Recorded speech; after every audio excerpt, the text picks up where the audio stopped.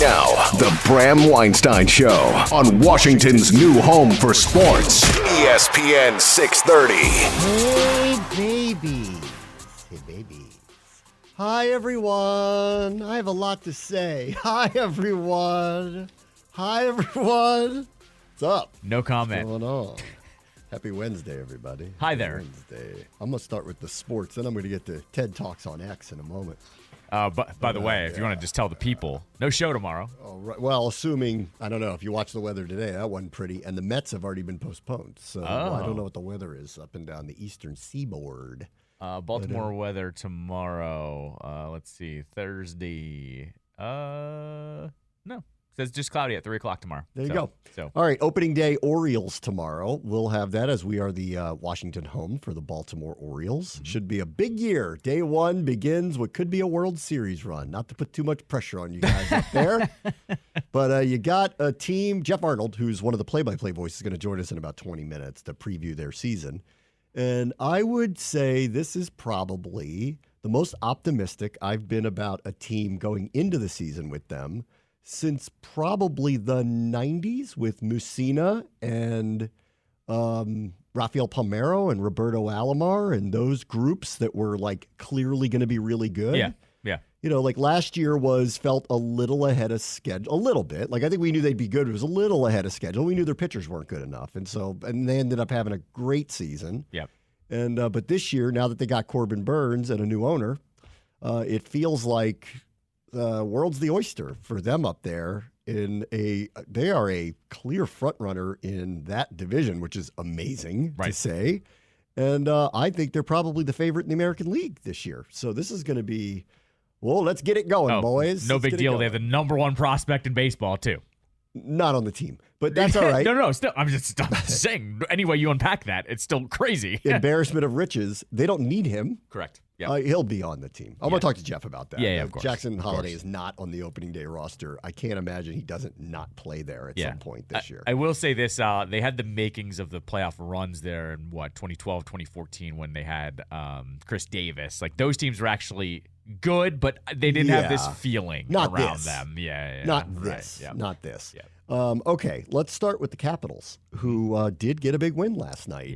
They defeated Detroit in overtime. Dylan Strome, Mr. Hands, had two crazy goals in that game. One a quick rebound backhand goal, and then in overtime, great pass that he tipped home. And so Washington gets the extra point. Mm-hmm. So it's not 2 points clear of Detroit, but an extra point over them. They were already 1 point up. So now two, right? Yep. And they still have a game at hand on them. Right. Flyers lost last night. Right. So they're creeping a little bit closer to them. They just got to either stay above Detroit or catch Philadelphia, and they're in, and it's streaking that way. Yep. So, last night I think encapsulated yet again.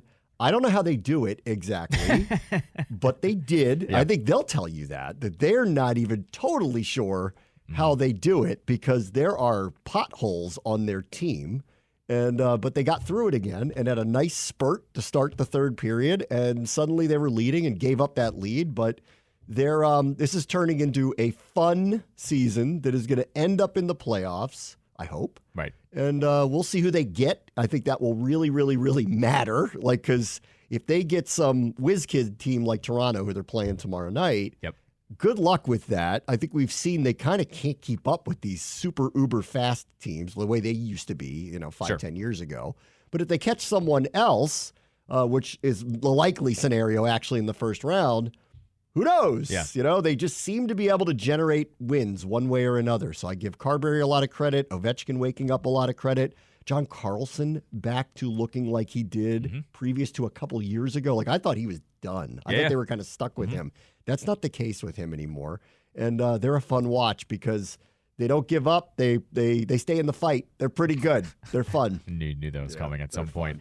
I was talking with our host, Ben Raby, on the Caps Radio, and we always like to have a back and forth on the vibes of the team. And he said yesterday in the morning skate, he kind of just knew the vibe is different around this team than years past. And what we both attribute it to is they have all these young kids in the lineup that is almost like it's like kind of like a cycle. You had teams of the Ovechkin era there where not a lot had changed. So when they were going on a playoff run, it was business as usual. And not to say that gets boring, but it just becomes part of the process. Oh, we clinched the playoffs. Oh, talk to us, round one. Right. But there's this mixture now of they're an underdog a little bit too. Yes, but there's not a lot of those guys left. It's literally Ovechkin, Oshie, Wilson. I'm missing Carlson. Those are the four that are kind of left from the previous playoff runs, essentially, right? Mm-hmm. Whereas now it's all these not only young kids like Miroshnichenko, LaPierre, Connor McMichael, Sandin, those types of guys. You even have the middle guys like Dylan Strome. Strome, I don't know if you know this, played for the Blackhawks and the Coyotes. He's never made the playoffs before. He leads the team in points. He's literally trying to will them in to get into the playoffs for the first time. So not only is it the older guys, it's everyone falling in line behind of going, let's go. Like I want to play playoff hockey. This is what the attitude of the team is, and you can tell that's what they want. They're really hungry. I don't think I've seen a Caps team that's been this hungry around this time of the year. It usually is, they're out, or they have already clinched their spot, or they're about to clinch it, and they're running away with things. And, do the math on this. I mean, they were sellers at the deadline, which is typically all right, it's just not going to happen. Yep. Let's move towards next year. They're very lucky, I think, at this point that they didn't trade Lindgren, because I think that would have been the tensor fold. Correct. And whether they either didn't get the offer they wanted or decided they didn't want to deal him, because they don't have to. They have him under contract for another year. They didn't want to. They need him, obviously. Yep. I don't think any of this stuff the last couple of weeks would be happening had they made that decision to do that. Mm-hmm. So that ended up being fortuitous, or maybe someone didn't come with the type of offer that they wanted. Well, I mean, only McClellan could tell you the truth about that. Sure. A couple things last night that really stood out. Once they got to overtime, this Hendricks LaPierre guy was like, he was a secret weapon in 3-on-3. He was showcasing speed. He played long shifts. Yep. He was on the ice when they scored the game-winning goal. It wasn't his assist, but he was the one playing keep away with guys while he's being badgered. He showed off speed. We don't have a ton of it like we used to. Correct. And so I want to, golf clap him last night, because in overtime, he was kind of the straw that stirred the drink to keep them in the possibilities of scoring. Like in the past, early this season, remember they were playing keep away. Yes. In overtimes. Yeah. Not last night. Yeah. They were actively trying to get the point. They had to get the point. They had to get the point, and it was there. So he's really coming along. He and McMichael have made the biggest jumps this entire season. The fact that LaPierre is comfortably on the first line with Ovechkin these days is, I wouldn't have had that on my bingo card at the beginning of the season. And the fact that he is showing all of those skills. Now, if he had been thrusted into that and was kind of just surviving, I would say, okay, I could see that happening. But the fact that he is actually driving play, and he and Ovechkin are talking to each other on the bench about what they need to do and barking at each other a little bit of how they need to score and how they get these scoring chances. And as you said, he's entrusted to be on the ice on 3-on-3. They don't just let anyone play 3-on-3. Right. Go look at Ovechkin's time on ice on overtimes now. They actually don't let him play a lot, because when he gets his scoring chance, he can't get back fast enough. Correct. Because the second you have a chance, you got to get back. He's just not fast enough. He can't skate the way he used to. Correct. So he actually tends He's a liability on 3-on-3. Correct. He is. So he tends to get a chance, then gets right off on the ice and let someone else try to get back there. But if you get lucky and get a penalty in overtime, he's a weapon. Of course. But on 3-on-3 and you're playing a little bit of keep away, and then you got to eventually take a shot. If you don't score and you turn over the puck, he's a problem. Correct. Actually. And it's happened before where he's a liability, and it's just who he is. I'm not trying to knock him for it. But yes, the fact that they are trusting their younger forwards in overtime tells you also Spencer Carberry trusts his young players, not something that has happened over the last few years, and he knows what to get out of them. It's a really good mix of what their team is right now. Yeah. The Ovechkin one, I think the most telling of where he is was a moment in the third period where there was a turnover at the blue line. Mm-hmm. And Ovechkin got kind of stumbled because he hit the guy. Yep, right. But he could not. It would have been a breakaway. Yeah. And who knows with him? Who knows? He couldn't get up to speed fast enough. Had to slow down, and actually caused an offsides because he couldn't keep up with his teammates. And granted, he got hit on the way, but he got up, and had he younger legs, he's gone. Correct, yeah. And it's a breakaway. Yeah. And I think it was Michael that had the offsides, but it was really that was Ovechkin's offsides. It was Ovechkin couldn't quite get from 0 to 20 fast enough. Yeah. And I think I was watching on TV, and Joe B said something like he was at the end of his shift, he's out of gas. Yep. And when he's out of gas, it was so evident, he just can't skate like he used to. Sure. So that was kind of missed opportunity, but it just kind of tells you where things are, that they have to deal with some things, that are out there.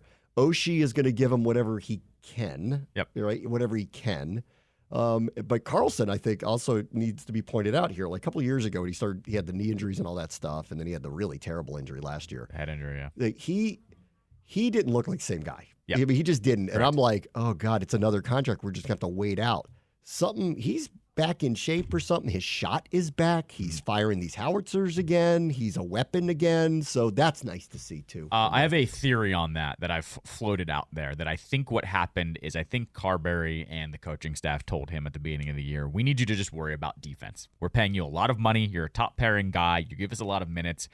The offense will come eventually, but worry about locking your defensive game now, because you and I were talking last year, at the beginning of last year, it was really rough. Like every time he was touching the puck, it was going the other way, essentially. He couldn't move. And if there was a turnover like that Ovechkin thing, he's done. And somebody's going to skate right by him. Right, and it was just really ugly to watch because it seemed like every time he touched the puck, it was bad. I think this year he has locked down defensively in a way where he's not a liability anymore, but literally over the last week is when now he's been unleashing the slap shot that he still has, and all of a sudden he scored a couple goals in the last week, and you're thinking, all right, he must be comfortable enough now defensively to actually start chipping in offensively. So it's starting to come together for some of these guys too. Because I think what happened too was Tarek joined John on our intermission report yesterday, and Tarek made a good point. He goes, this power play was the same for like 15 straight years. I mean, it was the same power play. He basically said they had to unlearn what they had been doing for so long, and that was harder for others than, some of the other players, where he thinks even guys like Carlson decided we need to go back to basics a little bit. We'll worry about some of the other stuff later, and that's what's happening right now. It's starting to flip around. In prime Carlson at the point and in prime Ovechkin in the office. Right. Good luck stopping it. Right. Good luck stopping it. Well, neither one of those guys are the same anymore. Correct. Now, Ovechkin's woken up, obviously, a lot, like the last few weeks, so that's really a good sign. That's all really, really good. They have one really lucky moment. There was like some Red Wings, I don't even remember who it was, had an open net and passed the puck. Yeah, that was crazy. A little ridiculous on that one. Yeah. Right. When he did it, they even fooled, like Joe B and Craig were like, I think he tried to pass it, because it was like one of those, like, that's an auto goal or an amazing save. That's it. Right. One of two things. And the guy passed the puck on the side of the net with Lindgren out of position. And I'm like, wow. Mm-hmm. So they got away with one there. But whatever. They're got also away with gripping one. it tight over there. I mean, Detroit? They've been faltering. So you could tell last night they obviously stepped up. But they've been really basically since they beat the Caps, since they blew the Caps out in Detroit a couple weeks back, they have really fallen off. So I think last night, they were gripping it hard, but they of course got into overtime, but couldn't end up winning. So it was a great win for them. They have to turn around and play Toronto tomorrow, who they got smoked by recently, and these are the type of teams they have real problems with, like high, good scoring teams that are fast, that have finishers. This is where things unravel on them. So hopefully they'll keep it close or something, because that feels like, all right, we got this win that's important, because that one's ugly. That one, and that's why I say, like, it goes back to who they're going to play if they do qualify for the playoffs. If they got unlucky and played a team like that, I don't think they'd survive the first round. But if they play somebody else, I think, who knows? We'll see. The team I'm circling, if they were to play in the second wild card spot, is I think they'd have to play the Rangers, because the Rangers locked up their playoff spot last night when they beat the when they beat the Flyers. That's always dangerous. You know how this works around here. When you lock up your playoff spot with 10 games to go, all of a sudden your guys, don't turn it off, but you know how this goes. You go into coast mode, essentially. Yeah, the worst they're going to be is second place in the Metro. That's the worst. Right. That's the worst they're going to be. Right. And so I look at them and I go, they have some skill guys, but they don't have like the Toronto's type skill guys that are all timers. Right now they're the top seed in the East, but I don't think that matters anymore. I don't think it does. No, Boston proved that. Yeah. Florida, we proved it a couple times. Like the one seed, you just got to get in. Correct. And with them, so the worst they're going to be is the 2 seed. Now you have to remind me how this works. Yep. If we catch Philly, are we automatically like the 6th seed? Is that what happens? I think it's like no matter, even if the wild cards have more points than us. Yes, correct. Yep. Because Tampa would have more points than us right now, but we'd have we'd be third place in our division. They're in the Atlantic. We would be ahead of them. Correct. Is that how that kind of works? Pretty sure. Yeah, right. pretty sure that's how it works. All right, so we're 1 point behind them. They've played 2 more games than us. So for all intents and purposes, we're ahead of them right now. Right. Let me look at their schedule. Yeah, like right now, it would be Boston against Tampa. That would be the first one seed or the matchup in the Atlantic Division against the first wild card, the Rangers would play the Caps. Here's the bad news with Philadelphia. This is their next 6 opponents: Montreal, Chicago, Islanders, Buffalo, Columbus, Montreal. None of those teams are in the playoffs. Yeah, they're all struggling. Yeah, none of them. Yeah, and then they'll play the Rangers, but like to your point, that's the third to last game, might not matter. Yeah. Then they'll play the Devils. We'll see if they're alive at that point. They may not be. And then they're going to end with us. So actually the schedule's very favorable for Philadelphia to maintain the third seed, albeit, we do have a couple games at hand. So Washington, who's got a much harder schedule, is going to have to win at a pretty high clip here to actually overtake them, in my opinion, unless they put up duds against bad teams, which feels a little, with Torts, feels a little... That might be fool's gold. Right. Correct. They got to overtime with the Rangers. Like, they recognized that was a big game last night, and they got to overtime with the Rangers. Well, that game was nuts, by the way. It was 2-1 heading into the third, and then ended, I forget whatever the final score was. It was something crazy, like 5-4 or something like that. Or, it was 6-5. It was like 2-1 heading into the third. Flyers scored 3 goals in the third period. Rangers scored 4. So it was went kind of crazy at the end, but the Flyers, same thing, are up and down. Like, there's not a lot of consistency there. So we'll see it. They're bad opponents. They should. Opponents. But here's the thing, too. 4 of the 6 are on the road, but it's still bad opponents. Right. Here's the thing, though. The Capitals originally were going to have to win at like a 700 clip the rest of the way. They could kind of play around a little bit now with like a 600 clip. They don't have to win as much as we originally thought. So they have to go a little bit above 500, essentially, is what they have to do. Well, with that schedule, though, it reads like we're going to have to win a lot. So Detroit's the one we want to keep at bay. Yeah, correct. At Carolina, at Florida, at Tampa versus Rangers are their next 4. Yep. So we could separate. If we can win a couple games and assume that we're going to get a couple of good results from them, we could separate, and that's where we need to be. They end with back-to-back games with the Canadians are going to be out. So we better be ahead of them. Yes. To not make it matter at the end. So it screams still wild card is the most likely scenario only because of Philly's schedule. But if Philly flops a little bit or the Capitals stay hot, maybe we could overtake them. But we're in a virtual tie with them for the third spot in our division, which is an automatic berth. Essentially, all I want is to be in striking distance of them for the last game. I think that'd be a fun matchup. Because it'd be interesting to see, because then you're talking about positioning. If the two of them are both in, and one's going to be the wild card and one's going to be the third place team, then they're going to have to decide by matchup what do they want. What goaltender starts there? Right. Well, what do they? We'll have to see what are the potential matchups, and then they'll probably have to try to make a choice. Do we want them or do we not want them? Right. All right. Let me talk about Ted. Okay. Big win, Ted. Good win last night. Good crowd last night, too. All of his teams are winning. All his teams are winning. When's the last loss Ted has dealt with? Let's see. Well, the Wizards are red hot. Actually have the longest winning streak in the Eastern Conference right now. And Capitals are, back from the dead hot. The last game the Capitals lost was last Wednesday against the Maple Leafs. The last time the Wizards lost was last Tuesday. So Ted hasn't had to go through a loss in a week. That's right. All I do is win. 7 straight nights of winning. All I do is win, win, win, no matter what. Well, that's not true. DJ Ted. DJ Cal Ted. DJ, I can't do it. All right, let's see. So Ted, this was noticed by Dan Steinberg, who aggregated 4 of his tweets. Steinberg doesn't fire much anymore, but when he does, he's on it. So 4 consecutive X posts by Ted popped up, and this is what he said. Incredible info from our team at Monumental Sports and Entertainment. On Monday night, the Zach Bryan concert was the highest attended concert in Capital One history. Over 20,000 people came. It was also the highest single night for merchandise sales in Capital One Arena history. Then he goes, even more amazing data. In March to date, over 325,000 fans have come through our doors to enjoy Capitals and Wizards games, concerts, Georgetown basketball. I'm surprised he included them because that's a very small percentage of the attendance, but whatever. The ACC tournament and other events, we expect to end near 400,000 fans through the turnstiles. Then he mentioned the victory. He said, thanks for your support for showing up at the win of the Red Wings last night. And then his last one was, each of these events brings the community together, supports thousands of jobs, and generates significant tax revenue for the city. Okay, so Dan quote tweets this and goes, vibe shift, DC is so back, baby. I don't think so. See, are you on Dan's side if he's now trying to coddle back up to DC knowing that the Virginia thing's in trouble? He's trying to say, hey, look, like this is all great down here. I think because I have a different position on that.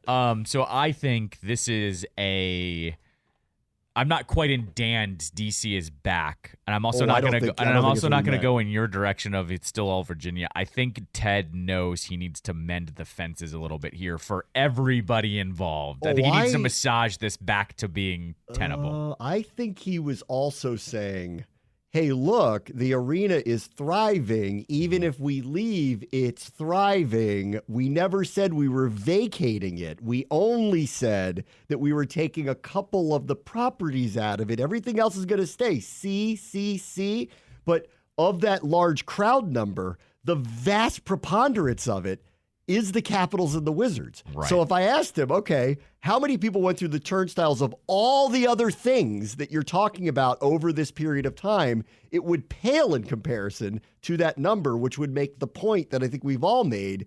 Capital One Arena is going to be dark most of the time and is not going to bring in that type of, and like, yes, the Zach Bryan concert, but is Zach Bryan playing there in 4 years when you're in Potomac Yards? Right. Probably not. So, like, I wouldn't even count that in a number like this. So I read this like see, we're keeping a vibrant thing in D.C., so even if we move, we're not really moving, is the message I took from reading him put that out there. But it might be we got to mend fences because the winds aren't blowing our way right now, and we're stuck inside the boundary stones. Stuck inside the boundary stones. Yeah. I know we have to get to Geoff Arnold.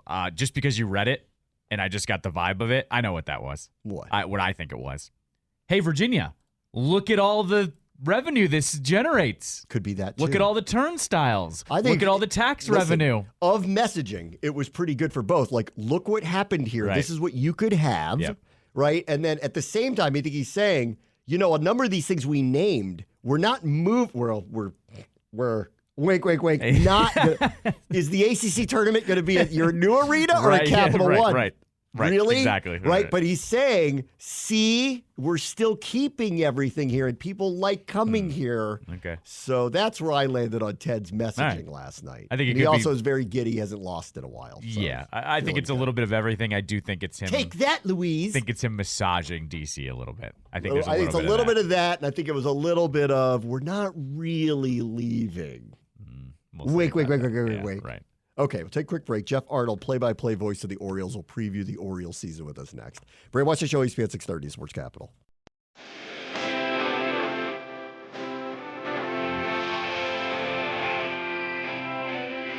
This is the Bram Weinstein Show on ESPN 630. All right, the baseball season in earnest begins tomorrow for the majority of the major league clubs, and the Orioles, as what has become a standard, has opening day at home tomorrow. We'll have the show off because they'll be playing in the afternoon, and you will hear the great tones of Geoff Arnold, whether it's on TV or on radio, as the play-by-play voice, and one of them of the Baltimore Orioles, who joins us now. Hey, Geoff, how are you? Bram, what's going on? Good to talk to you. You on TV tomorrow or radio tomorrow? Where are you tomorrow? I am doing radio tomorrow. So me and Brett Hollander do the first, I think 3 out of the first 4 radio series. But again, he and I will have the call for opening day tomorrow. That's great. We are the Washington home for the Baltimore Orioles here at ESPN 630. So it'll be nice to hear you and everyone tomorrow as we get set for, how sky high could the expectations be? I mean, how are you kind of thinking about a season where the Baltimore Orioles, for the first time in a very long time, are a presumed favorite in the American League? Bram, I've never had a season like this where the expectations has been this high, and I can't imagine too often in team history it has felt this way, even when you look back at some of Jim Palmer's teams and some of the great clubs that he was a part of and the World Series winning teams and things like that. But this team can, I think, pretty much go as far as it wants to go. Obviously, health matters, but this team is stacked from top to bottom, even with injuries to Kyle Bradish and John Means starting off on the injured list as well, but getting ready to start a rehab assignment. It's still a really good rotation. It's a really good bullpen. It's a fun lineup that is really young and exciting. It's a lineup that will add Jackson Holliday at some point. We might see Kobe Mayo at some point, a lot of other great players. And there is just no real limit on how far they can go. They have won so many close games over the last 2 years. They're battle-tested, they're tough, and they're hungry, especially after how last year ended in the division series against the Texas Rangers. That was something that Adley Rutschman said in spring training when when you have something like that happen to you, it sticks with you for a really long time. And I think what occurred last year is going to be their motivation coming into this year. And there's a lot of excitement around it for sure. So this will age me, but I said this to Callow before the show. The last time I can remember going into a season where I think the Orioles were kind of perceived this way, you'd have to go back to the 90s with Roberto Alomar and Rafael Palmeiro and teams like that. David Johnson, yeah. Yeah. Sure. Yep. Mike Mussina, like where it was just kind of perceived that they were going to be what they ended up being, and they didn't win a World Series, but they had the type of seasons that we were looking for. So it's been a long time for them. And so I wonder how are they, I don't know if they were ahead of schedule last year or how you would kind of see it the season that they had, but how are they kind of collectively handling what is a high expectation on them this year? You know what? I think they're comfortable with it. When the team had its turnaround and they had that 31-game flip in 22, I think everyone was like, all right, they're probably a year ahead of schedule. And that's how I would describe it. And I think everyone expected the Orioles were going to be competing for a playoff spot last year. I don't know if anyone saw 101 wins coming. I would say that no one probably did. But I don't think the expectations really bother them just because they're used to it. And guys like Adley Rutschman, who were number one overall picks, and Gunnar Henderson, and so many of these players have had success at a young age and growing up were used to winning and being on teams that make it to championships and College World Series and things like that.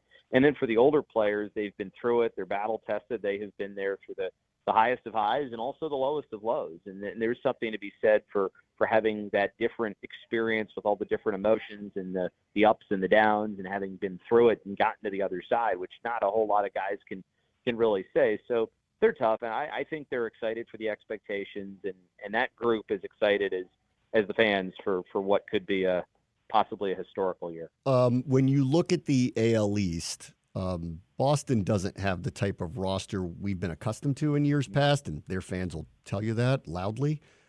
As you look at the division, though, in general, who's the most dangerous team you think to the Orioles this year?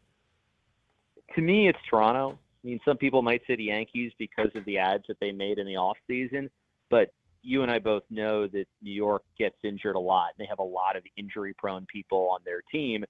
Garrett Cole is going to start off the year slowly, and we're not really sure what's going to end up happening with him or how many starts he'll make. Carlos Rodon gets hurt, feels like, every year. You have Aaron Judge going to play center field. That's probably going to lead to some problems. And as we know, even with Soto, it's a team that they're going to go as Aaron Judge goes. So to me, Toronto is the team because the pitching is so good. They lost down the Shohei Ohtani sweepstakes, but they're still stacked, and they've got a lot of talent and experience. The Red Sox, and it's funny that you bring that up because as I was flying back from Fort Myers after our game on Sunday, I had a Red Sox fan at the bar sitting next to me, and he was doing exactly what you were just talking about, explaining kind of how it is. I don't think the Red Sox are in a great spot. And then Tampa Bay Rays, who knows? Last year I didn't think that the Rays were going to be as good as some people said, and then they go on that 13-game winning streak to start off the year. So they're a team that always makes you feel like, guess it just shows how much I know. But to me, Toronto is the number one team, maybe the Yankees, but I'm still going to say because they're pitching, Toronto. Okay. You all are going through what I went through with the Commanders over the last year. You have an ownership change. It actually was made official today. Right. Can you just kind of take me through just what the overall feeling is about the shift in ownership here as the organization moves forward? I think it's excitement, it's elation, it is handing the team off to somebody who is from this area, whose dad worked for the post office here in the city, who is a lifelong Baltimorean, and who has been very visible so far, very kind. Like I haven't gotten to meet Mr. Rubenstein yet, but when you do see him on either the show he does on Bloomberg, or you hear him talk, or you read his comments, he just comes across as a very down-to-earth, easygoing, funny guy who just happened to have a lot of success in his chosen profession and is a lifelong Orioles fan. And I think it's a really good partnership group, and I think he'll do a great job as the control person for this team. And I think there's a lot of excitement and a sense of, when you have a move like this that's pretty massive, you just get even more excited about what's supposed to be an exciting season. I think the fans are really pumped up, and and excited for what he'll bring to the table. But I think, as he knows, Mike Elias and company know exactly what they're doing. He's expressed the desire that Mike Elias is going to be the Orioles GM for a really long time and continue to build what has already been a great product. And on that, we had the situation where the Josh Harris group finally got control of the Commanders, but it was in July. So there was only so much they could do before the season started. And here's this change of ownership a day before the season started. What is a general expectation of what tangible differences you'll feel in the organization in this really short window as he takes over? Well, number one, he wants to win, and he's been very clear about that. The goal is to bring a World Series back to Baltimore. There hasn't been one since 1983, and that's great to hear for the fans who have all the expectations in the world. I think maybe some people think there's going to be a rabid amount of spending increase. I don't necessarily know if that's going to be the case, but I do think he's going to give Mike Elias all the tools that he needs to be successful and trust that Mike has a process and his group has a process in how they do business. And if there is maybe something that they need come trade deadline time, maybe they're going to be able to do that and make the investment. I mean, Mike was working with John Angelos to get the deal done for Corbin Burns, and it ended up working out great. And I think he's going to be the piece that the Orioles really need in their starting rotation. But there's still a lot of unknowns out there. But what we do know is I think he's going to be a good steward. I think he's going to run the team with class and integrity, and that he wants to win. And when you hear stuff like that from an owner, it's exactly what you want, with the team trending in the direction that it is. I mean, obviously, the last couple of years, I don't know if they've had a lack of an ace, but there certainly was a perceived one. And here they go and they get Burns. So what do you think the signing means for this team? And was there kind of a tangible difference to spring training this year, knowing they have a number one ace there? Definitely. I mean, consider when was the last time the Orioles had an ace?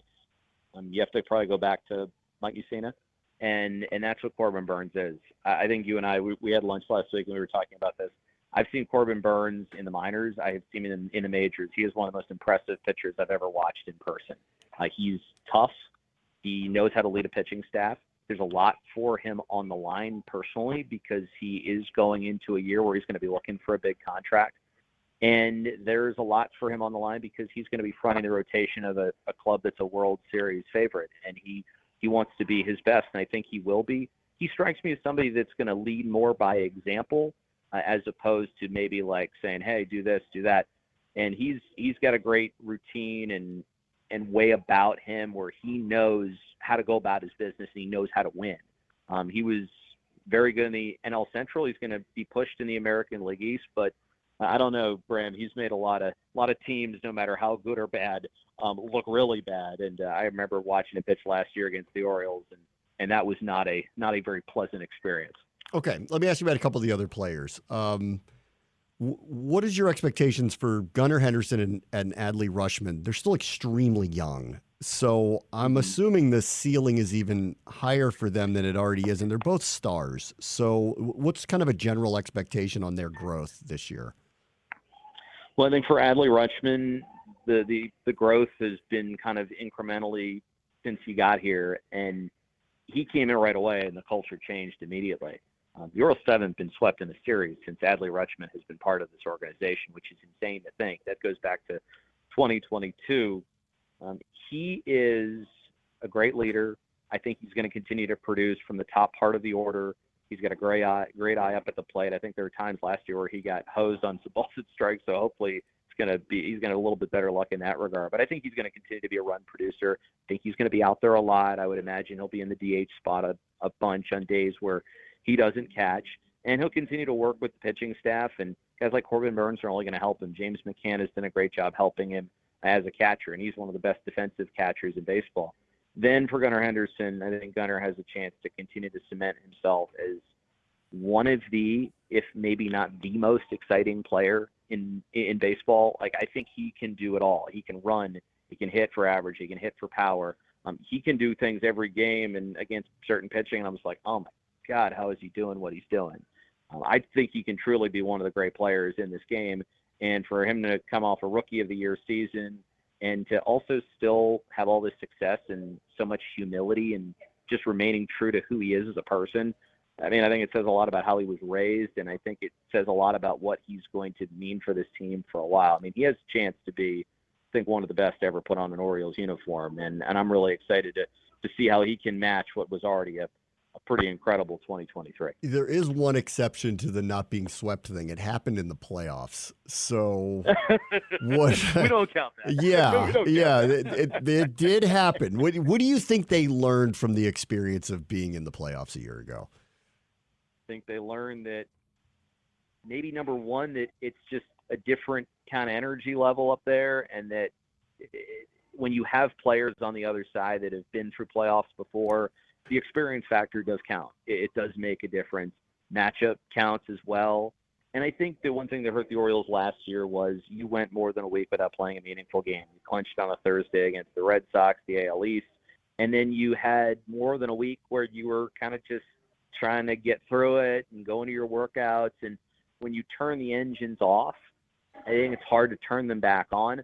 But the Orioles were far from the only team in this boat. I mean, I don't think I would have told you that the Diamondbacks would have swept the LA Dodgers in the division round, but that's what ended up happening. So the Orioles were not the only team that fell victim to this. The Atlanta Braves, same type of situation, but they learned a lot from it. I think they learned what they need to do well and how to prepare as best as they can for a long season. And I remember I'm from Philadelphia, and the teams that I grew up rooting for, when they won the World Series, it was the year before where they got to the playoffs and they got bounced very quickly. And I think they learned a lot from it. And then the next year they went on to win it all. And it would not surprise me if maybe the Orioles had the same kind of story. Okay, last one. You mentioned Jackson Holliday. Obviously, a lot was made that he didn't make the opening day roster. Mm-hmm. Can you kind of just put into context why that decision was made, and when is a reasonable expectation that he might get called up? The two reasons for me was, number one, that he didn't maybe do as well against left-handed pitching as they would have liked. He was 2 for 14 against lefties in spring training, seeing quality lefties as well for really a first time, because coming through high school and then lower levels in the minor leagues for most of last year, and then suddenly you're going up against some of these tougher pitchers and you just don't have the experience, and he strikes out 9 times against those guys. They want him to see more left-handed pitching. I think the bigger thing for me was the defensive piece. I think he did a good job with it. It's just very hard to go into Major League camp. It's the second time you're there. You're competing for a job at a position that is not your primary position, and you're learning how to do it with the pressure on you of also trying to make the team. And he's handled it, Bram, as well as anybody could. I mean, he is a very special player and special person. I wouldn't be surprised if he's here at some point in April or at some point in May, and when he gets here, if he's challenging for Rookie of the Year. But to me, the big things are the offensive and the defensive piece, especially the defensive piece, because the Orioles have been so used to playing tight games over the last 2 years, and it usually is the defense that makes the big difference. And I don't think that the Orioles are going to sacrifice that, but he's going to be special when he gets here, and I would not be surprised if it's sooner rather than later. Orioles start with the Angels tomorrow. First pitch, 3:05 up at Camden Yards. Geoff Arnold will be on the call, as he will be all year. You can hear the games right here on ESPN 630, the Sports Capital. Geoff, a pleasure. Thank you. Enjoy the season, and I'll talk to you soon. Bram, really appreciated it, and we'll have to get together again soon. All right, sounds good. One other quick baseball thing I want to get to before we go to a break. We are at, and I noticed that TalkNats talked about this, we are at the team needs to make a decision about Steven Strasburg. Mm-hmm. They're either going to give him a retirement package or put him on the IL. Yep. He's never pitching again. Correct. We thought he was going to retire last fall. Then that didn't happen because who knows exactly why. Right. Early in the spring, it was brought up that maybe they were trying to force him to show up for I don't even know what reason, because mentor for some reason. Right. He's not going to perform. He would just be there standing around, and I don't get him to be the social animal that wants to walk around and teach everybody what to do. So I guess we're down to the wire again on, are they seriously going to put him on the injured list because they can't figure out how to retire him gracefully? Like, what is happening here? Well, I guess the money's guaranteed. I don't even know what the problem is. I think here. if you retire, though, don't you forfeit the money? I think that's right. That's why he can't retire. That's why they have to. So you're saying it's the Nats. The Nats need to let him retire, even though he's going to collect the paycheck anyways. Yes. Yeah, I mean, I'm with you. They should, but you know how this operation works. This is who the Nats are. The Nats always do it by the books. They can never, ever make the exception because if there's the chance they can get out of the money, they'll try to get out of the money. Well, that'd be any team, but they can't. They I don't know. I feel like let's just do something nice for the guy and move on because this whole, this is ridiculous. No, come on. correct. It just reads as ridiculous. When they couldn't figure it out at the end of last season, I thought, oh, God, this isn't going to go quietly into the night. And then when it got to the spring and they're like, we expect him to show up, I'm like, to do what? Yeah, that's right. Yes. Why? Did you, just because, we are railing Nationals' decisions here, did you see their latest partner today? No. They have seceded all of their retail operations to Fanatics as of now. Oh, you love that, huh? No, you're not into that? Okay. Oh, I mean, because Fanatics had a great spring. Everybody loves them. Did they fix the pants? Are we can you see through everybody's pants still or no? I think that one went away. I think they are fixed, but yeah. When I watch opening day tomorrow, am I going to see things I don't want to see? What's going to happen? Going to be a lot of shorts underneath. Yeah. Maybe.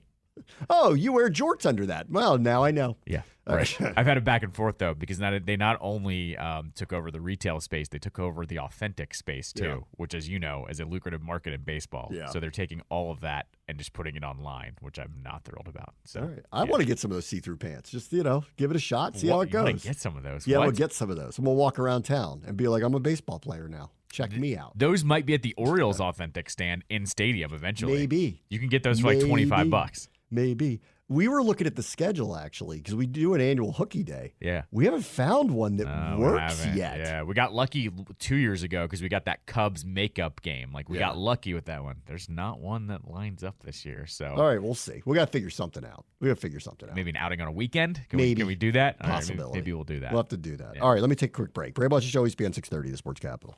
I'm so scared in case I fall off my Callow showed me during the break a picture that the Capitals posted of their team getting on the plane. They're flying to Toronto. They're going to play the Maple Leafs tomorrow, and one is of Alex Ovechkin in a suit, and he's openly carrying a bag of Cheetos and a bag of Subway. Flamin' Hot Cheetos.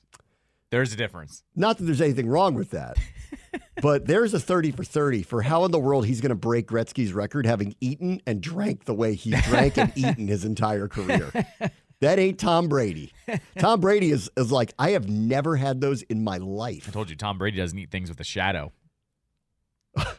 I'm sure the replies are incredible. Oh yeah, it's peak male performance. It's what did Ovi get? What Italian cold cut, spicy Italian. Yeah, spicy Italian with flaming hot Cheetos. This is what the peak male performance looks like. I mean, forever it was Mama Lucia's chicken parm, right? That's right. Wasn't that his thing? Is that still happen? Probably before every game, right? Probably, I would guess so. Yeah, that was the whole thing. How does he do that? It's a great question. I don't know if he still is, but remember he was drinking Pepsi or Coke on the bench, too. On the bench? Yeah, it's in his water bottle. He had a specific water bottle that was filled with soda. He doesn't do any interviews, but if he did, I would ask him about his diet and how he's gotten away with this. How he has maintained his level of play eating like this as a top-tier athlete. How is that possible? One of the funniest things that ever happened was Brooks Orpik, when he was here with the Capitals, was a little bit older, obviously, but they needed a defenseman, so they signed Orpik, right? And they signed Niskanen. And what Orpik loved to do was pull the younger guys aside and say, hey, I'm just telling you, I'm approaching 40. This is what I do. I'm just trying to help you out. Start doing this when you work out. Yeah. Start eating this way, whatever. He said he took one look at Ovechkin and just had a disgust on his face of what he found out what Ovechkin did, and he's like, "This is the guy that leads the league in goals for the last 10 years. This is what he's doing. How is it possible?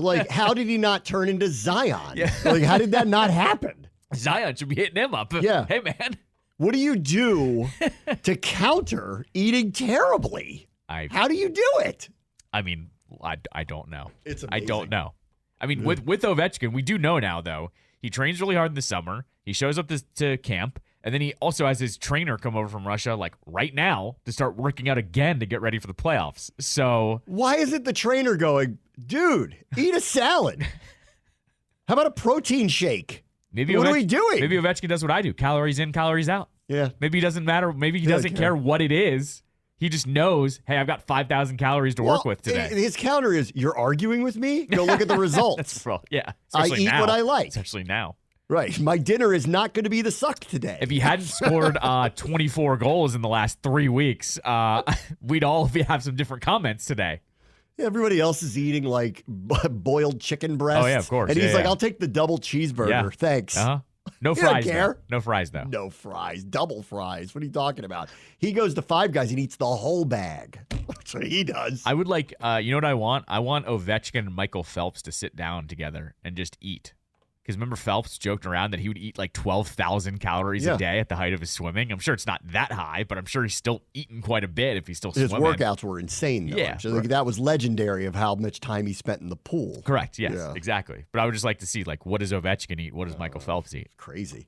Let's see. Saquon Barkley did an interview, and he said he's trying to get Jason Kelsey to come out of retirement, come back. It doesn't seem to be He was working. on their podcast, I think, yesterday. Yeah. He said that. Kelsey is still being pursued by all the networks, and The Athletic, which is Andrew Marchand now, who's really tapped in, especially with ESPN, wrote that ESPN's hot to trot to get him for Monday Night Countdown. Exactly, yeah. And that means RG3 would get kicked off the set, which I thought was just like, oh my God. I mean, like, I don't know why I'm laughing at that, but I'm like, oh my God. Like, they've already said, Kelsey signs on, RG3's the odd man out for that. Correct. That they would boot him off of the set. Which makes sense. RG3's a little out there on that broadcast. I think whoever wants him, like, I really believe it's going to be a play, not just to get him on TV, but to get that podcast. It's got to be. Or they want him to do the car wash. I mean, he would be on all the things. Yes. So, I mean, yeah. All right. So we'll see. So they're hot to trot. We'll see who gets him. He's going to, like, if he was going to come out of retirement, I think he would have done it by now. But I don't know. A lot of the athletes, once it gets closer, they start to get that itch again. So we'll see. I don't think he does. I don't think he pulls a Doc Rivers, though. In the middle of the season, No, he doesn't do out. that. I think he's done mainly because that was like an all-time press conference, too, to end. Like, the amount of crying he did, the amount of thinking he did. His wife has also been like, I don't want you doing this Kylie has anymore. wanted him to retire for 2 years now. And All she's like, what else do you have left to do, dude? I don't want him to come back. He's irreplaceable. Correct. I don't want him coming back. Yeah, I don't think he is. One other thing that's going on out there. Ice Cube admits that he offered Caitlin Clark $5 million to join the Big Three. The Big Three, does it coincide with the WNBA or no? Nope. So she could do both. I would, if I were her, I would say back to him, try 10. Oh, you'd counteroffer to go more. Yeah. Undoubtedly. Okay.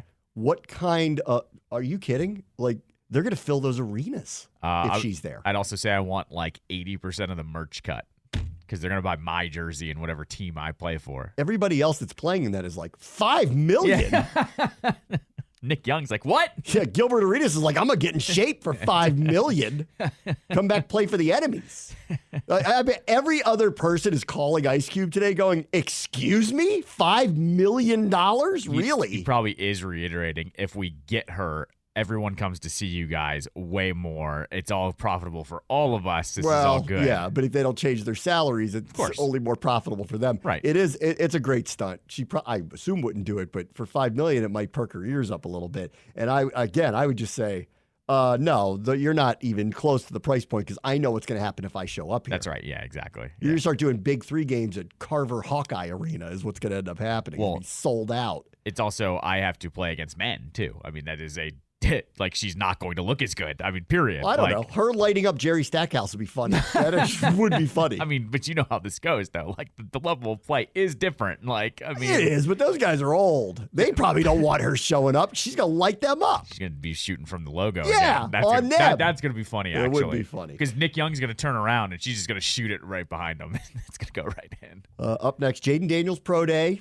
He spoke, and he was asked specifically about the Commanders. Did he dap you up? He did dap you up? He would have if I was there. I would have chased him and dapped him up. That's what I would have done. Well, you'll hear that next. Bram Washington Show, ESPN 630, Sports Capital. Breaking news. Oh, not a lot could derail Jaden Daniels' Pro Day. News. Tom Sherwood. Sources say that Ted Leonsis' Monumental Sports is about to announce it has abandoned its effort to move to Virginia and now will reach an agreement to remain in Washington. The Potomac Yard Arena won't be moving forward. The city of Alexandria just announced that the city is ending negotiations related to the Potomac Yard Entertainment District. And the proposal is now done. Poof. Gone. So, okay. I'm dying here because holy cow. when did the announcement happen? 3 months ago? They held a press conference With there. nothing signed, by the way, which we poked holes in right away. He did interviews saying the die is cast. That's right, yes. Boy, life happens fast. Uh-huh. Well, so the end result is what a lot of people wanted anyway. Just keep the teams in the city because everybody's happy about that. Correct. Guys. We'll improve the arena. And guess what? No one thinks that arena sucks. Never forget. This is not the FedEx Field situation where Correct. people are like, God, that arena, it's bad. Nobody thinks that. That's right. Nobody right. it's a little older now, but nobody thinks it's bad. No it's one not a bad bitches experience. No one bitches about that game day experience. No, and I will give them credit for through the years they have done things to improve it and keep it relevant. And every time I go there, I'm never like, God, this place is bad. I never feel that way about it. And as we have pointed out a million times over the last couple months, the location is what matters. It is smack right in the middle of the city. It's smack right in the middle. Ted. No transfers. That's right. No transfers. Parking's fine down there, actually. Parking's amazing down there, actually. If you want to park in the arena, you can pay a premium and do it. You can easily find spots all over it, lots all over the place that don't gouge the crap out of you. That's correct. Yes, exactly. Oh, Feelers, man. by the way. Hallelujah. Someone has a Monumental Opportunity t-shirt. Hit your boy up. I will pay a pretty penny for the one of those. You want that one, huh? I will. We've had some good ones lately. We had the wrong crest. That was a good That's one. right, yes. And now we've got Monumental Opportunity. I need one. Where is that? I need one of those shirts. Somebody please hit up one of your people that were handing out ballots, even though they weren't working for Monumental, but we all know they were kind of working for Monumental. I need one of those. Here's the amazing part of this. Like, even as of a couple weeks ago when Louise got in the way of the whole thing, I went, in the end, if Glenn Youngkin introduces a standalone bill, because you'll have noticed there wasn't a ton of people yelling and screaming outside of her. Yeah. She did what she did, and it felt very rogue. Like, the politicians there were not all of a sudden going like, yeah, we're all against it. Sure. They were all just sat back and let it happen. And I went, well, if everyone takes a beat and he just introduces a standalone bill, she can't stop that from happening. That's right. Like, she could vote against it, but like if the majority wins, he'll sign the bill and they'll get the deal done. But apparently, they didn't think that could go through. Right. Correct. Because Exactly. I get the political wind shifted too much on it. I think it did. I think this is exactly what happened with Dan. Remember, Dan had 3 sites in Virginia, and then like literally the week or two before it was about to go to a vote, they had to pull it. Remember that? I think the same thing happened here. I think they realized it was so volatile with voters.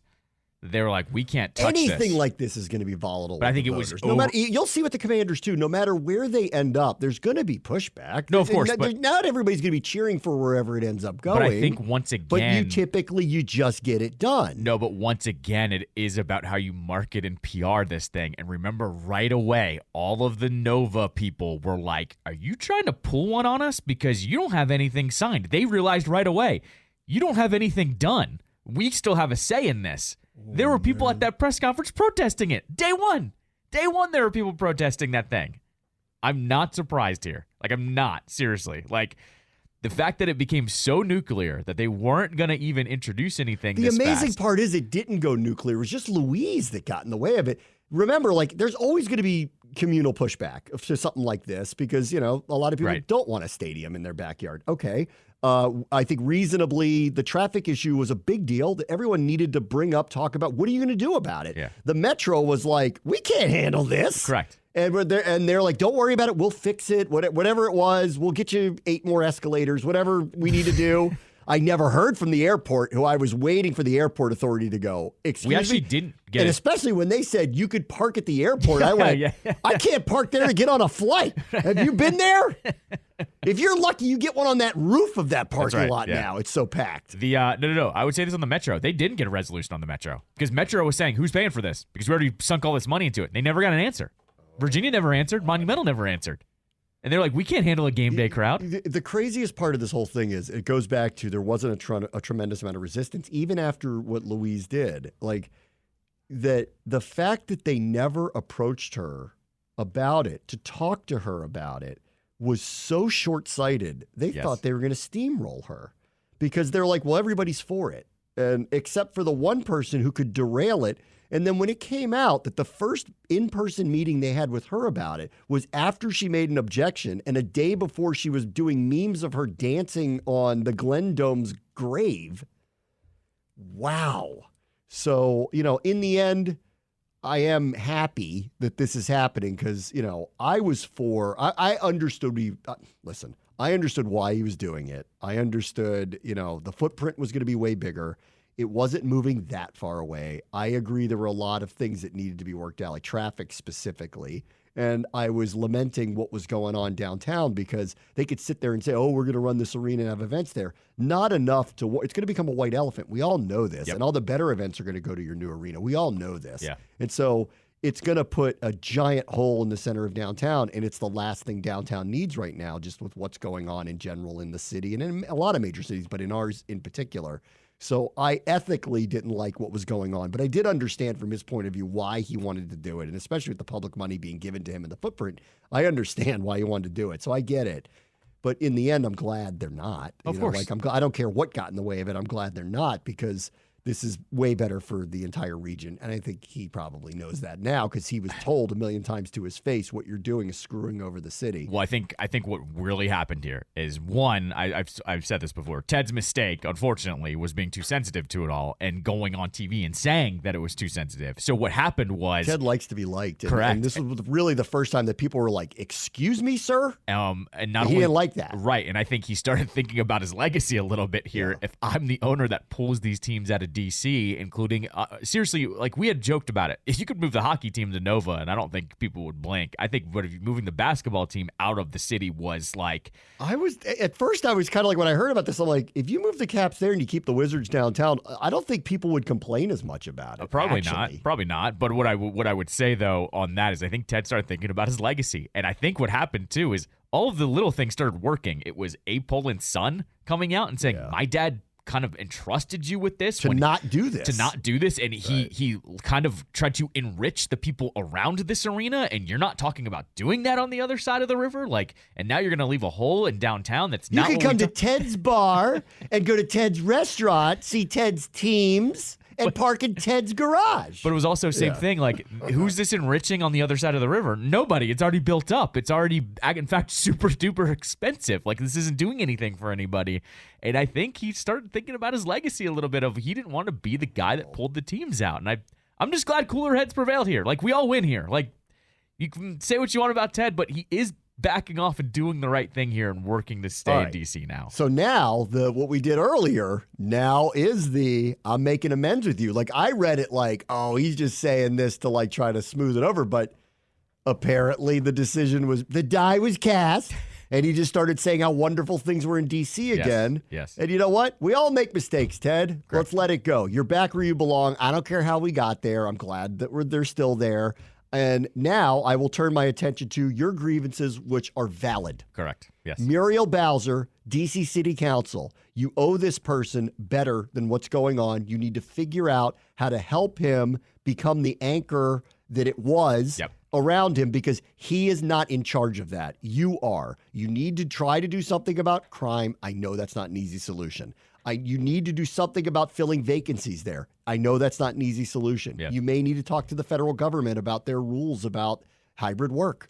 Something's got to happen to help them because there's no reason why bars and restaurants should be closing en masse in that area when you have, as he cited, all of these people coming to these events constantly. He's right about that. So good. Louise got in the way. It got derailed. It didn't happen. Ted tried to booty call Wes Moore last week to try to get a deal done overnight, of which when I saw that and he called Maryland, I'm sitting there going, a deal doesn't get done in a day. What are you talking about? Right. It takes years to do something like that. So there was no way that Wes Moore is going to be let's build it tomorrow. That's impossible. Right. It was his last-ditch effort to see what was left, and there isn't anything left. So he goes back where he needs to be. Well, now it is incumbent on Muriel Bowser and company not to just take a victory lap, but to be humble about it, be thankful that this worked out this way, and work with him to fix the issues around it that started the process of him thinking about doing it in the first place. No, I agree 100% here.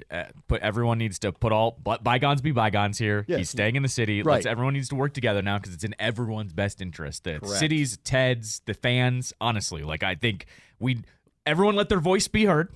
All of us, including him, including Bowser, including the fans. And by the way, we didn't talk about this on Sunday. It was Oshie's. They were doing the Oshie 1000th game celebration. So there were a lot of congrats messages. So it was from Backstrom and Zimmerman and all these other guys, and you had Patrick Kane and Jonathan Quick from Team USA. He had his go on the jumbotron, and he was booed.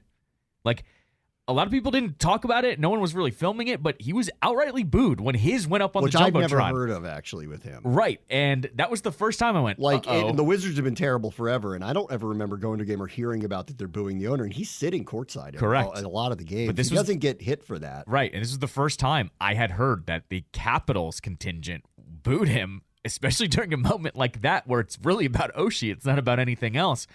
I wonder if that was one of the straws that broke the camel's back there, as he's going, I've had this franchise be successful for almost 20 years now on the back of Ovechkin, and that didn't even get me a lot of ill will with these fans. So I wonder if that was a factor. But look, I think we all make mistakes. He's going back to the city or he's staying in the city. Let's make it work for everybody out now. I don't think we should hold it against him. It's interesting you brought up the booing thing because I don't know whether there was a direct link to this, but you'll recall when Tanya Snyder was booed doing a PSA for breast cancer awareness. Yep. That a lot of people linked that to that was the moment that she decided we need to sell the team. Right. And I never knew whether that was a big deal, but everybody brought it up over and over that it was the moment of get out of your bubble and realize that the people are not happy, right? And obviously, these are very different things. I don't think people were booing him and telling him to sell the team like they were doing to the Snyder family. But they were saying, we don't like what you're doing with our teams. Mm-hmm. You're being a poor steward of them. Yep. And I will hear out his grievances with the city. I think they're valid. Yeah. So I do believe that this is a time for Muriel Bowser and the council to step up and lock hands with him and say, okay, let's solve the problems to the best of our ability to help this be as successful as it can be so that you never think about this again. And it's incumbent on them to do that. So in Ted's defense here, I hope that she doesn't do some kind of victory lap because it's not warranted. I agree. The reason why this started was, one, Glenn Youngkin probably offered him the moon, which sounds like was this project, which is going to be hard to turn down in his defense. Secondarily, he's like, I'm not moving him out of the area. True, he's really not. When that first complaint came out, I'm like, he's not moving him out of the area, guys. I know it's going to be a little harder for some people to get to where they're getting to, but it's not that far away, and it's not out of the region. So don't hit him on that. So it's not like he was threatening to move him anywhere. I never believed anything like that. But he also, and he had started openly complaining about this a couple of years ago, and people kind of poo-pooed it. He's like, crime is building. Marijuana's wafting around here. Bars and restaurants are closing. You guys are doing nothing about filling the vacant office space since the pandemic because of mainly a lot of rules of the federal government and the workers and not forcing them to go back to work and all of that stuff. And I know all this stuff's very complicated, but now's the time for solutions. So he never thinks about this again. And I said this from the get-go, the D.C. government is as culpable for this potentially happening as it is for Ted taking an opportunity to move the teams into what would be greener pastures, because right now, that's not green pastures down there, other than we like that it's there, it's accessible to everybody, we all enjoy going there, the arena's fine, nobody dislikes the arena, and so it is now incumbent. I think you want to start putting some pressure on some people. The D.C. government needs to do something to help them out. Just to push back on the Ted thing, though. The problem was he started bitching about the wrong things, like the ramen shop with 2 parking spaces. I know, but music being too loud, even though your office is right above the entrance to the metro. There were some things where he should have said. But he was seeing seed changes in the city, and he was trying to alert them, this is getting bad. And the one thing that I remember he said, and I took note of it, and I thought he was totally right. He's like, I have to hire hundreds of security people because of what's going on outside the arena. Yeah. It's up to the district to secure our streets in and around the arena when all these people come down here to enjoy this. And they were not seemingly complicit in helping him very much. Right. So I will hear out some of the reasons why this happened and why he even thought about it was because of deteriorating neighborhoods. Yeah. And he wants that changed. I don't blame him.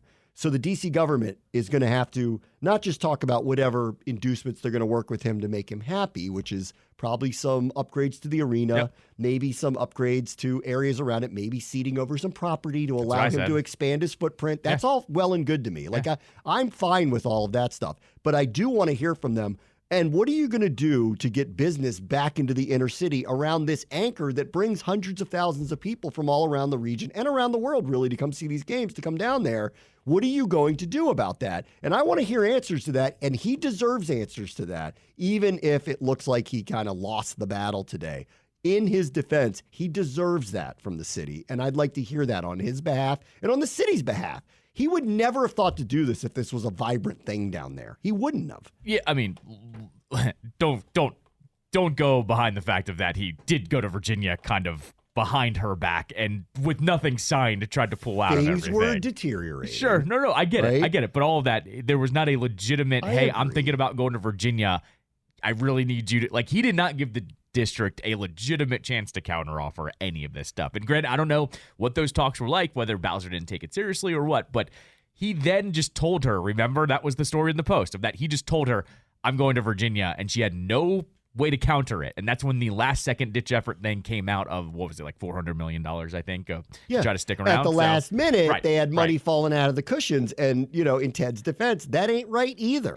It's not. Right. No, but either way, I would still offer my solution up of how do you consolidate some of the office buildings down there and let him buy one, and then he gets to build whatever he wants to build up there. The other stat that he spit out on his Twitter today, by the way, was, did you see the season ticket holder thing? Yeah. It was between 85 and 90% of both Wizards and Caps season ticket holders. They were both separate, all renewed. But I'm going to guess he heard it from his season ticket base too. Probably. I bet you there was probably a comment section where I bet you a lot of the people from Maryland were going, if you move to Virginia, I'm canceling these, within the next year or so. I'm sure the Wizards fans were the same way. I'm sure they also got a lot of, what are the prices going to be when you do this? Right, correct. And exactly. if they're not going to be upfront with them about it, well, consider me canceled. That's because right. if you're not going to tell me, then I don't want to know. That's right. Exactly right. So I'm sure he was also hearing it from his most loyal fans too. I'm guessing that is what was a factor here as well, was going, hey, I've had season ticket holders that have been here since day one, and they're not willing to make this move. Maybe we should probably reconsider this thing. Let's see. Thank you, Joe, for tweeting at me. The City of Alexandria did release a statement. This is what they said. City of Alexandria has ended negotiations related to the Potomac Yard Entertainment District opportunity, and the proposal will not move forward. As stewards of the city's economic health and development, city leaders believe the Potomac Yard Entertainment District opportunity was worthy of community discussion and council consideration. We negotiated a framework for this opportunity in good faith and participated in the process in Richmond in a way that preserved our integrity. We trusted this process and are disappointed in what occurred between the governor and the General Assembly. We engaged in substantial community engagement over the past months that informed our negotiations and would have made the proposal even better for our community. That continued conversation would have allowed us to consider how a project of this scale could support our plans for growth in our community's future. Throughout this process, the city has been committed to ensuring that our role in this project not only added financial value, but promised that our core values would remain an integral part of this opportunity. The city was adamant that any favorable consideration of the proposal included substantial and thoughtful improvements to the existing transportation system, included affordable housing, protect our stellar AAA bond rating, protect existing and future residents from financial risk, provided substantial future revenue for the city and school services, protected existing neighborhoods, and provided quality jobs for our community. We're disappointed negotiations did not result in a proposal that protected our financial interests and respected these community values. Mm-hmm. See, they were surprised by this too. I don't know how to do these negotiations, but I do know that this was done in secret. Yes, with nothing signed, by the way. And the governor wanted it. Mm-hmm. He wanted to bring teams. I understand why. Mm-hmm. I get it. Right. They had this plot of land. A lot of people were on board with this. It's not but it did surprise people. But, there wasn't outrage initially from them. In fact, the mayor of Alexandria was there at that press conference. Yeah, of course. So it's not like he was like, no one told me about it. He didn't pull a Louise and go, I don't know about this one, guys. He was sitting there waving the flag for it, too. The problem was, and he was at the press conference screaming, Unleash the Fury. The problem was, and why we had to make fun of it at the time was they had no answers to the most important questions to all of it. And I think that's really why this fell through. Like, wouldn't you agree with me? That essentially the first questions out of everyone's mouths were, who's paying for it? They said, oh, the ticket holders are paying for it. Okay, how are we getting there? Well, Metro's right there. And then Metro's going, we can't handle a game day crowd on this Metro. Do you have an answer for the traffic? Oh, well, we want to be the solution to the traffic. What does that mean? Like, they had no answer to we want to be a solution to the traffic. How? They had no answer to all of the legitimate questions of the arena going there. I think people tried to be open-minded an arena there? Are you sure? Well, then tell us about who's paying for it. Tell us about the traffic. Tell us about parking. Tell us about everything about it. And they had no answers to any of it. No. That was the main problem with all of it. Because when it came down to it, it was like, all he could he didn't want to say this, but the truth was, he's like, this is too good of an opportunity for me to turn down. Right. It's too good of a deal. It was Goodfellas. It was, yeah, we'll figure it out. Yeah, we'll figure it out. L. Louise Lucas on X. Okay. As Monumental announces today, they are staying in Washington, D.C. We are celebrating in Virginia that we avoided the monumental disaster. Thank you to everyone who stood with us in this fight. And she posted a picture of what looks to be like a female basketball player swatting a basketball with the word rejected over top of it. Louise. Come on. Well, she's patting herself on the back because she was the one that stood up to the bully. So, yeah. I mean. Wow. Okay. Listen, I'm, again, like I was torn. I understood why he was doing it. I know it was mainly just to benefit him and Monumental, and I get that. But like I understood why he was doing it and a lot of the reasons subtextually why he was thinking about doing it. And I don't think it's time to take victory laps. I think it's time to talk about, okay, they're staying. Great. That's a really good outcome for everybody. Terrific. Help them. Yep. Because the area around the arena needs support. And so give it to him.